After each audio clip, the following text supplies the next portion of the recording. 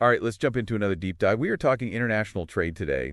Things are getting interesting, maybe even convolatile, thanks to President Trump's fair and reciprocal plan. This plan is really all about, well, the administration is calling them unfair trade practices by other countries. We're talking about some big stuff here. Tariffs, all sorts of trade barriers, and I mean, this could have some serious ripple effects on the global economy. You know what's really fascinating about this plan? It goes way beyond just tariffs. Okay, sure, those are a big piece of the puzzle. Exactly, but it's really tackling like a whole bunch of trade barriers that, well, the administration says are putting American businesses at a real disadvantage. Think things like discriminatory taxes or those, what are they called, non-tariff barriers, even currency manipulation. Right, right. So maybe let's start with those tariffs. Reciprocal tariffs, that's the idea they're pushing, an eye for an eye kind of thing. Exactly. So say another country decides to slap a 20% tariff on American-made, I don't know, blue jeans.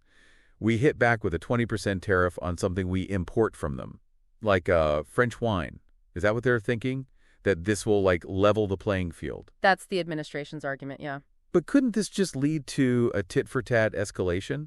Like, are we heading for a trade war? Well, that is a concern. A lot of economists are saying that, actually. See, the administration's argument is that the U.S. has been way too open with its trade policies, and that's led to this, well, massive trade deficit. They say other countries, they're not playing fair. They're protecting their own industries while they, benefit from our open markets. So they want to bring those deficits down and really boost American businesses. But, history kind of shows us that this protectionist stuff, it can backfire. Okay. How so?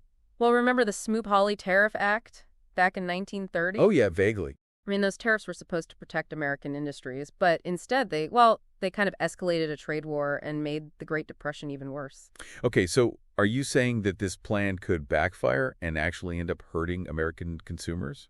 It's possible. Because wouldn't this tariffs make everything more expensive for us? Like everything from, that French wine to Japanese cars? Yeah, it's a definite possibility. And, that's just the tariffs. We haven't even gotten to those other trade barriers. Oh, right, you mentioned those earlier. The, what did you call them? Non-tariff barriers. Right, non-tariff barriers. So, for those of us who maybe slept through econ class, can you break that down a little? What exactly are non-tariff barriers? Sure. Basically, they're any regulations or policies that make it hard for foreign goods to compete in a domestic market. Okay. So, for example, you could have a country with, let's say, really strict safety standards that, even if a foreign company makes a perfectly safe product, it's just too difficult for them to meet the standard. I see.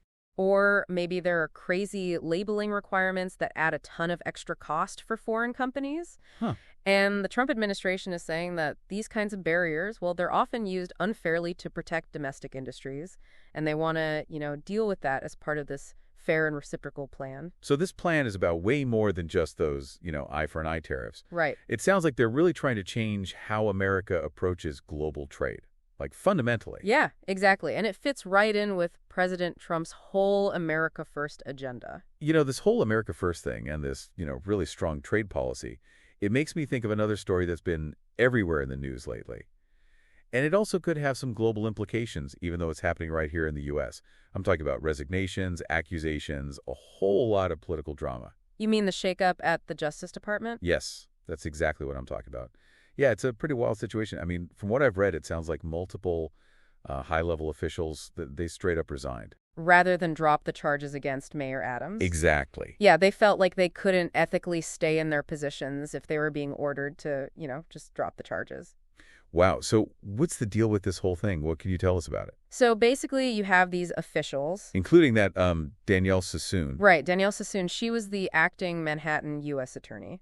And basically, she and a bunch of other folks felt like they just couldn't, in good conscience, stay on, especially after they were told to drop these charges against Mayor Adams. Mm-hmm. And get this, in her resignation letter, Sassoon actually called the whole thing, the process, rushed and superficial.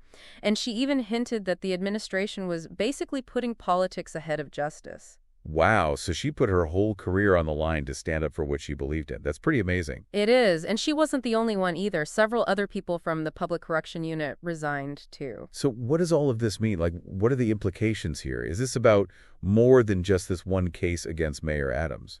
Well, it definitely raises some red flags. A lot of people are worried about, political interference in the Justice Department. They're wondering if maybe the administration is trying to protect someone they see as an ally. Oh, so maybe there's something bigger going on here. Possibly. And even if we just look at the resignations themselves without even thinking about whether the charges against Adams were legit or not, it's still a really big deal. I mean, think about it. You have all the people who are like the top folks in their field, they're resigning, and that shows a serious internal conflict within the Justice Department. Right. It definitely feels like something's off, like maybe things aren't working the way they should. Yeah, exactly. And it makes you think about the whole system of checks and balances, you know? That whole idea that no one part of the government can get too powerful. Oh, yeah, like from high school civics class, right? Exactly. It's like that classic analogy of the three-legged stool. You know, each leg is a branch of government. If one leg gets way too long or too short, the whole thing just becomes unstable. Right, right. I get it. So are you saying that maybe the executive branch under President Trump, they're trying to, like, overreach? Well, it's definitely something to think about. I mean, these resignations definitely suggest that, well, at least some people within the Justice Department felt like they were being pressured to make decisions based on politics, not on what's actually right. And that's a problem because, Because it undermines the whole legal system. If people start to believe that justice is basically up for grabs, that it can be manipulated for political reasons, that's a really slippery slope. It erodes public trust in our institutions, and that's dangerous for everyone. wow, okay, so this Justice Department situation's already pretty messy, but it gets even more interesting when you factor in what's happening with New York's Governor Kathy Hochul. She's actually thinking about removing Mayor Adams from office. It's true. And on top of that, you have all these rumors flying around about a quid pro quo, basically a you scratch my back, I'll scratch yours kind of deal. Like maybe Adams supported some of Trump's policies in exchange for getting those charges dropped. Exactly. Okay, so we've got this whole international trade thing happening, and then this crazy political drama going down. And you have to wonder, are they connected somehow? It definitely a possibility. I mean, think about the timing. The Justice Department gets the order to drop the charges, and then boom, Trump signs that memorandum outlining his whole fair and reciprocal plan. It's kind of suspicious, right? Makes you think. Yeah, for sure. And honestly, it's tough to know what's really going on behind the scenes, what the motivations are. It is a bit of a tangled web, isn't it? Yeah, totally. So on one hand, you have this potentially massive shift in trade policy that could affect, everything, the stuff we buy, the jobs that people have. Right. And then on the other hand, you have this whole Justice Department thing with all these ethical questions and worries about people abusing their power. And it all boils down to this one big question. What happens when people are more interested in getting power than in making sure justice is served? That's a scary thought. This is, a lot to wrap our heads around. It is. This brand new trade policy that could, completely change global markets. And then you have this whole Justice Department situation that just makes you wonder, about ethics and whether the rule of law even matters anymore. Yeah, it's like watching some political thriller play out, but it's real life. Totally. And like any good thriller, you just want to know what happens next. Like, what does all of this mean in the long run? How is it going to affect the average person? Absolutely. So let's think about you, the listener. How could all this stuff actually impact your life? Right. Okay, so first let's think about the fair and reciprocal plan. If those tariffs actually happen, that means prices of all sorts of imported goods could go up. Like, think about a new car, clothes, pretty much anything. And it's important to remember what the administration is saying here, right? They're arguing that these tariffs, they're essential. Essential for. To protect American jobs, to protect American businesses.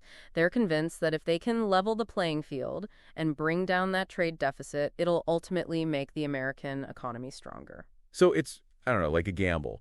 There's a chance it could have good results, like boost manufacturing here, but it could also mean higher prices for everyone, maybe even spark a trade war. Yeah, exactly. It's a really complicated issue. There's no easy answer.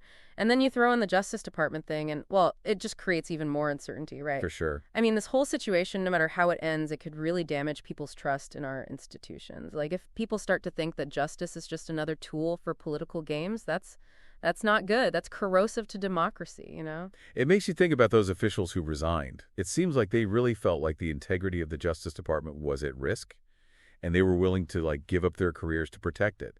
That's a big deal.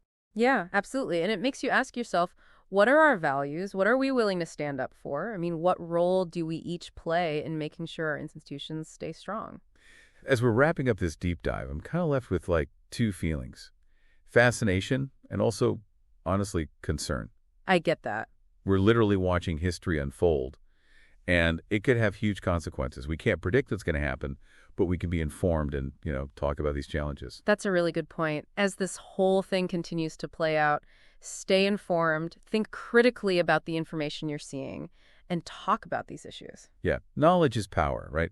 When you understand these complicated issues, you're better equipped to deal with, well, everything that's happening in the world. You can make smarter decisions. Thanks for joining us on this deep dive. Keep exploring, keep questioning, keep learning, and we'll catch you next time.